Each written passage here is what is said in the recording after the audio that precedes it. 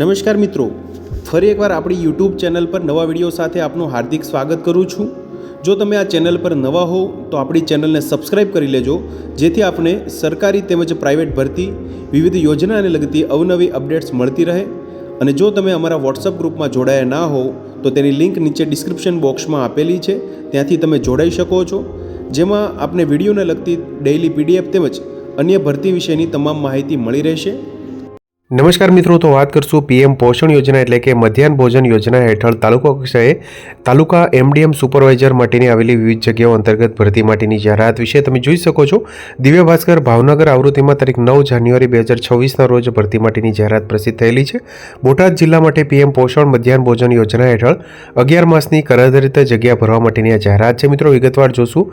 યોગ્ય લાયકાત ધરાવતા ઉમેદવારો પાસેથી તાલુકા કક્ષાની કચેરીઓમાં 11 માસના કરાધારિત ભરતી માટે નીચે મુજબની લાયકાત ધરાવતા ઉમેદવારો માટે જગ્યા માટે અરજી આવકાર્ય છે।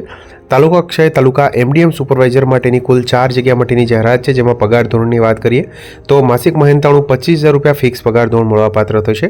મધ્યાહન ભોજન યોજના તાલુકા કક્ષાએ તાલુકા એમડીએમ સુપરવાઇઝરની 11 માસના કરાધારિત ભરતી માટે પસંદગી માટે યોગ્ય લાયકાત અને પૂરતો અનુભવ ધરાવતા ઉમેદવારો પાસેથી અરજી માટેની શૈક્ષણિક લાયકાતની વાત કરીએ તો માન્ય યુનિવર્સિટીમાંથી graduate in home science, food and nutrition સાયન્સની ડિગ્રી ધરાવતા હોય તેવા ઉમેદવારના કોમ્પ્યુટરના જ્ઞાનની ચકાસણી પ્રેક્ટિકલ ટેસ્ટ લઈને કરવામાં આવશે। અનુભવની વાત કરીએ તો 2 થી 3 વર્ષનો વહીવટી કામગીરીનો અનુભવ ધરાવતા હોવો જોઈએ। મધ્યાહન ભોજન યોજનાના અનુભવને પ્રથમ અગ્રિમતા આપવામાં આવશે। વયમર્યાદાની વાત કરીએ તો અરજી કરવાની છેલ્લી તારીખે ઉંમર 18 વર્ષથી ઓછી કે 58 વર્ષથી વધુ ના ધરાવતા હોવો જોઈએ।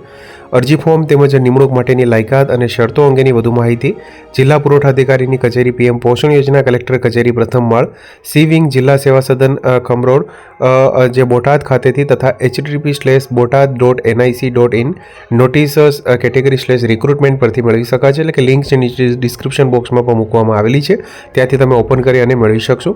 નિયત નમૂનામાં જાહેરાત પ્રસિદ્ધ થયાના 10 દિવસમાં એટલે કે તમે જોઈ શકો છો તારીખ 9 જાન્યુઆરી 2026ના રોજ વર્તમાનપત્રમાં જાહેરાત જે પ્રસિદ્ધ થયેલી છે તેના 10 દિવસમાં અરજી છે તે રૂબરૂમાં સાદી ટપાલ, રજિસ્ટર પોસ્ટ, એડી કે સ્પીડ પોસ્ટથી મોકલી આપવાની રહેશે।